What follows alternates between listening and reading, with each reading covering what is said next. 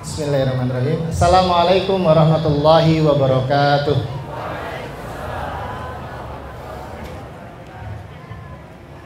Alhamdulillahirabbil alamin, wassalatu wassalamu ala asyrafil anbiya'i wal mursalin sayyidina wa maulana Muhammadin wa ala alihi washabihi ajmain.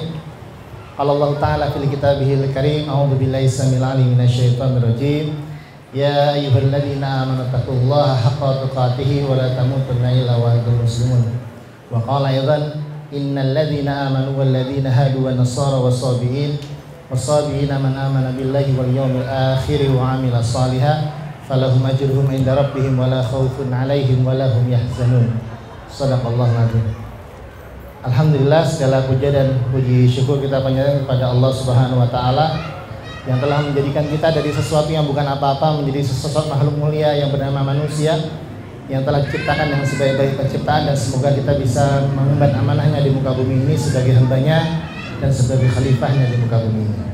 Salam dan salam serta curah limpah pada junjungan kita, suri tauladan kita, Rasulullah Muhammad sallallahu alaihi wasallam, beserta para keluarganya, sahabatnya, dan orang-orang istiqomah di jalannya.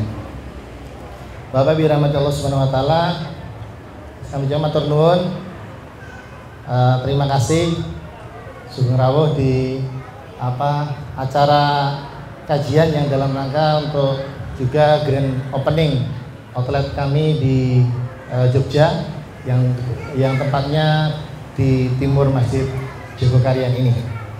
Alhamdulillah, acara hari ini akhirnya bisa terlaksana setelah sekian lama terjadi persiapan dan mempersiapkan dengan detail. Walaupun begitu kami merasa mungkin masih banyak kekurangan di sana sini, maka kami mewakili panitia juga mohon maaf yang sebesar-besarnya. Jika ada kekurangan dalam hal keramahan, mungkin dalam penyambutan, atau mungkin kekurangan dalam pelayanan, kami mohon maaf yang sebesar-besarnya. Dan besar harapan kami nanti kami juga bisa berkontribusi bagi dakwah atau bagi kebaikan yang ada di sekitar Masjid Jogokarian maupun di Jogja pada lebih luasnya. Bapak Ibu rahmatullah subhanahu wa ta'ala, tema hari ini adalah apapun bisnisnya pastikan berkahnya. Kami Brownies Cinta berdiri tahun 2010 kami berdiri, mengawali dari proses yang tidak cukup mudah, terus terang, karena kami belum punya pengalaman bisnis. Kami bukan terlahir dari seorang keluarga pedagang, kami lahir dari keluarga PNS yang tidak pernah mengajarkan dagang sama sekali kepada anak-anaknya. Maka kemudian ketika dia mengambil keputusan yang sulit antara pilihan ketika itu apakah menjadi guru atau menjadi seorang pengusaha, maka bismillah yang kita pilih ketika itu menjadi seorang pengusaha. Terus saya bilang sama istri saya ketika sudah menikah, alhamdulillah, kalau jadi pengusaha harus bermimpi jadi kaya, karena seorang pengusaha harus bisa berkontribusi dengan kekayaannya. Tetapi kalau jadi guru, harus mimpinya itu yang paling utama adalah bersahaja dan pengabdian ilmunya. Maka ketika itu yang kami pilih adalah jadi pengusaha. Jadi tidak boleh tidak mimpi jadi kaya. Maka bismillah ketika itu kami mimpi jadi kaya. Tapi ternyata membangun mimpi jadi kaya itu tidak mudah. Kalau dulu mindsetnya bisnis orang yang jadi pengusaha atau bisnis itu bisa jalan, yang punya bisa jalan-jalan, ternyata tidak segitu mudahnya. Justru ketika bisnis yang terjadi malam jadi siang, siang jadi siang, alias tidak pernah tidur. Jadi dulu itu tidurnya itu jam 11, jam 12 malam, jam 1, jam 2 sudah bangun, kemudian harus ngudek roti ya, gitu Pak. Jadi yang bisa buat roti bukan istri saya Pak, Bu, tapi saya. Tapi yang bisa masarkan, nah itu istri saya. Saya tidak bisa jualan, alias saya ini juga tukang masak ya. Istri saya ada di sini, mana? Nggak kelihatan. Oh iya, itu yang baru video saya itu istri saya tercinta itu. Nah, itu dia yang ngajarin saya bagaimana cara berjualan ya, karena saya tidak pernah tahu bagaimana caranya berjualan. Alhamdulillah diajarin dengan penuh kedukungan ya, tidak malu suaminya jadi penjual roti. Yang kita dulu itu modelnya itu kita titipkan ke warung-warung, kantin-kantin sekolah Pak Bu. Jadi harganya dari kita 800 dijual oleh kantin 1000. Jadi kita relakan untuk seperti itu dalam rangka mencari keberkahan dari Allah. Karena bismillah yang kita lakukan ini adalah ikhtiar. Ikhtiar maksimal harapannya menjadi sarana keberkahan bagi kami.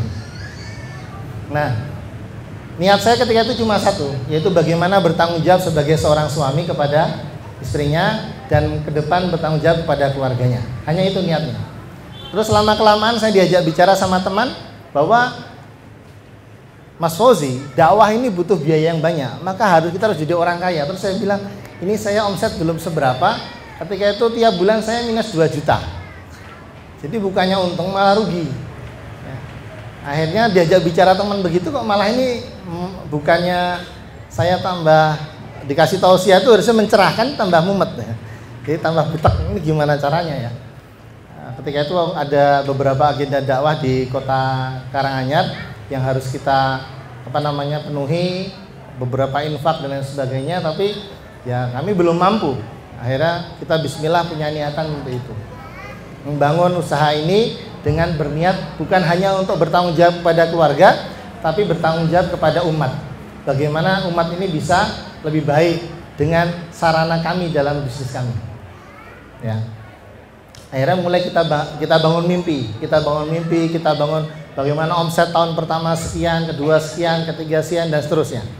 Dan omset itu ketika dibangun bukannya tercapai, justru susah sekali pencapaiannya. Jadi dulu saya bermimpi di tahun pertama itu omset saya 100 juta rupiah per bulan. Ketika itu realisasinya omset saya itu cuma 2 juta per bulan. Jadi antara omset dengan realita dengan idealita itu jauh sekali. Terus tahun kedua 200 juta per bulan, tahun ketiga begitu, naik terus. Akhirnya sampai tahun kedua akhir itu tidak tercapai. Ya, baru mulai tercapai itu alhamdulillah di tahun ketiga awal itu baru ada pencapaian dan subhanallah pencapaiannya itu langsung melompat. Dan ini yang kami syukuri dan kami sadari, kami yakini sebagai bentuk dari ikhtiar kami yang didasarkan atas mimpi kami akan kontribusi. Oleh karena itu kami berkesimpulan bahwa untuk membangun bisnis itu bukan target omset yang kita harapkan, bukan target profit yang kita inginkan, tetapi adalah target kontribusi. Kalau di dalam keuangan atau di dalam model bisnis kami itu kan ada namanya omset, ada namanya profit.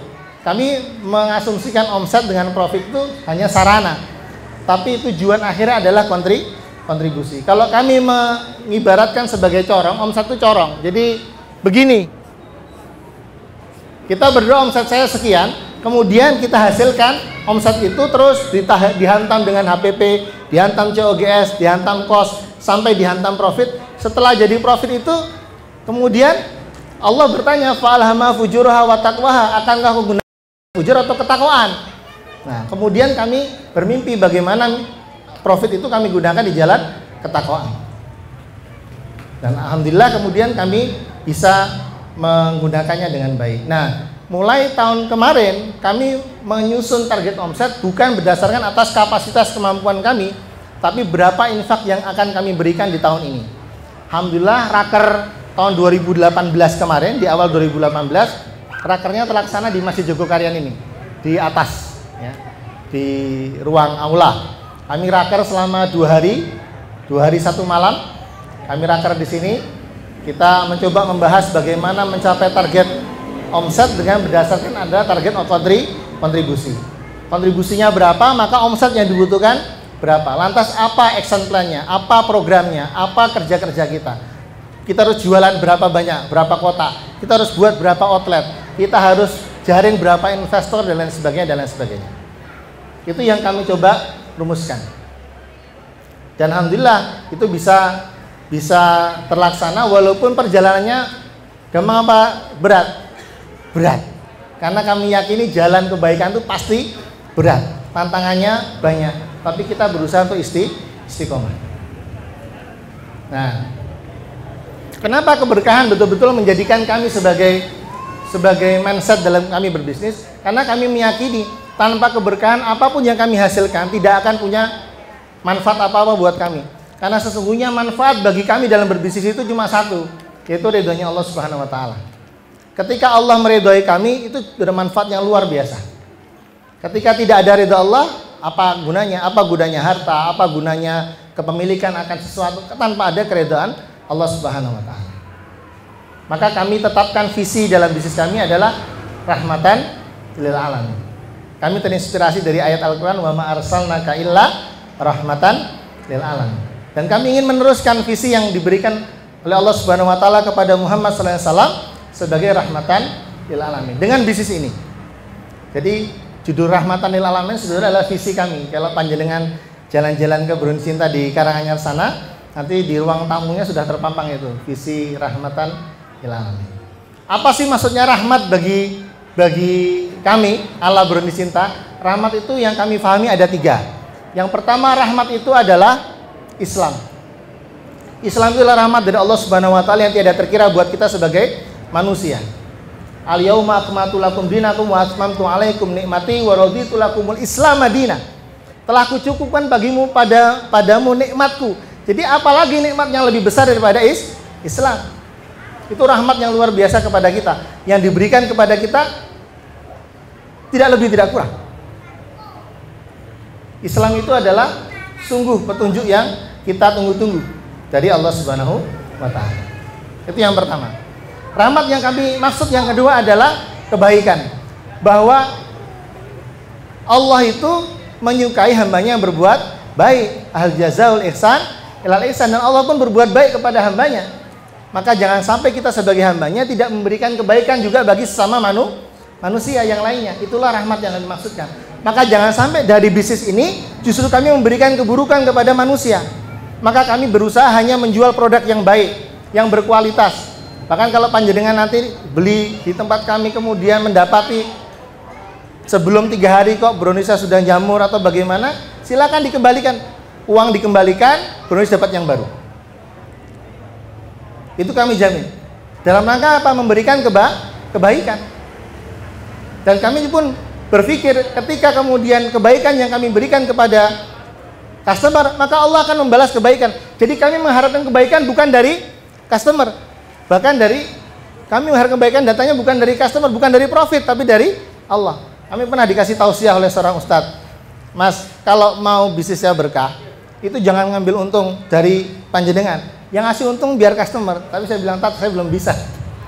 Kalau ala Rasulullah itu katanya bisnisnya begini Pak Bu. Jadi Rasulullah itu konon katanya, Mas, ini air harganya Rp2.000 saya kulaan. Panjenengan mau beli berapa terserah, yang penting saya dapat untung. Kira-kira jenengan mau berani bayar berapa? Ngasih 2.100 diterima nggak? Oleh Rasulullah diterima. Kalau gitu cara bisnis kita, kira-kira pada seneng nggak? Seneng kan? Nah itulah yang terjadi pada pelanggannya Rasulullah, ikut seneng. Tapi subhanallah ternyata yang terjadi ketika itu karena Rasulullah itu jujur apa adanya. Bukannya pelanggannya itu pokil, bukan. Justru pelanggannya itu memberikan keuntungan yang berlipat ganda. Nah, kami belum sanggup begitu ya. Jadi kalau nanti di outlet, lo katanya Pak Fauzi itu lo gitu. Nah, kami belum bisa begitu. Insya Allah nanti kalau imannya sudah kuat mungkin begitu Pak. Ya. Jadi nanti Ustaz Salim bisa ngasih tausiah kami biar imannya tambah kuat ya. Nah, gitu. Jadi kami betul-betul mengharapkan keuntungannya bukan berasal dari customer, tapi berasal dari Allah Subhanahu wa taala. Itu yang kami harapkan. Maka kami berikan kebaikan demi kebaikan kepada internal Brownies Cinta maupun kepada eksternal yaitu customer kami, juga kepada supplier. Bagaimana sebisa mungkin kita memberikan kebaikan. Jangan sampai kita mendolimi supplier juga. Sudah dikasih barang, kasih jatuh tempo, bayarnya nunda. Saya bilang jangan. Sebisa mungkin kita membayar tepat waktu. Kalau memang tertunda ngomong, minta maaf sama supplier. Mohon maaf Bapak, ini sudah jatuh tempo tapi belum bisa bayar. Bisakah pembayaran ditunda? Jadi ngomong. Jadi jangan main kucing-kucingan. Ya. Biasanya ketidakberkahannya ketika karena main kucing-kucingan begini. Yang ketiga yang kami maksud rahmat adalah surga. Maka kami mengharapkan semua karyawan kami itu kelak bisa reunian di surga Pak. Ya. Jadi kami ingin menjadikan Brownies ini sebagai jalan mereka masuk ke surga. Kami katakan kepada karyawan kami, tugas kita di dunia ini cuma 2, amanu wa amilus sholihat, beriman dan beramal soleh. Kalau panjenengan semua tidak merasa bisa beramal soleh di bulan cinta ini, silakan keluar. Di tempat kami itu ada tahsin Quran, wajib semua karyawan ikut tahsin Quran. Itu aja masih diburu-buru, Pak. Ayo tahsin. Bentar Pak, saya tak ada alasan. Ya. Jadi ada yang tidak bisa baca Quran, alhamdulillah sudah bisa baca Quran. Dari yang hafalannya biasa-biasa sudah hafal juz 30. Bukan 30 juz loh, Pak. Juz 30 ya. Ada yang bacaan Qurannya sekarang justru lebih hebat dari saya, ya. Saya dengarkan tuh, wah ini keren ini ya. Gitu. Jadi subhanallah. Kita juga ada kegiatan bagaimana agar ini masuk ke surga, ya kita ada ngaji bareng. Karyawan kita kasih ngaji bareng. Jadi sepekan sekali kita ngaji bareng dengan karyawan. Sebulan sekali ngaji bareng dengan saya. Jadi saya butuh forum. Khawatirnya kalau saya tidak punya forum, Pak, nanti ada karyawan saya yang tanya, Bapak siapa ya, Pak ya? Saya owner gitu. Oh, enggak percaya.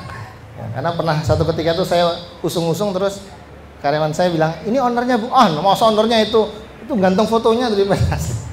Ya. Saya minta maaf, tampang saya begini. Kayaknya ganteng yang di situ ya. Ya.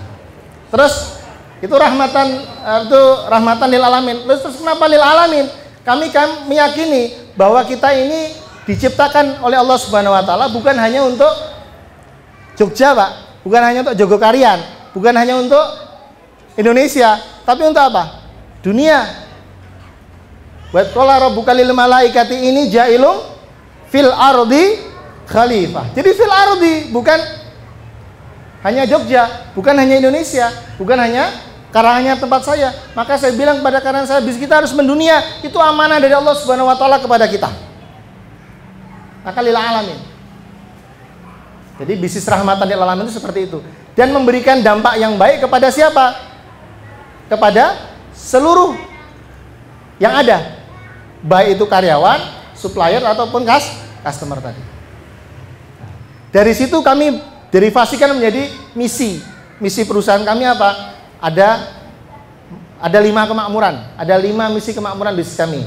Yang pertama adalah makmurkan karyawan. Yang kedua makmurkan masjid. Yang ketiga makmurkan dakwah.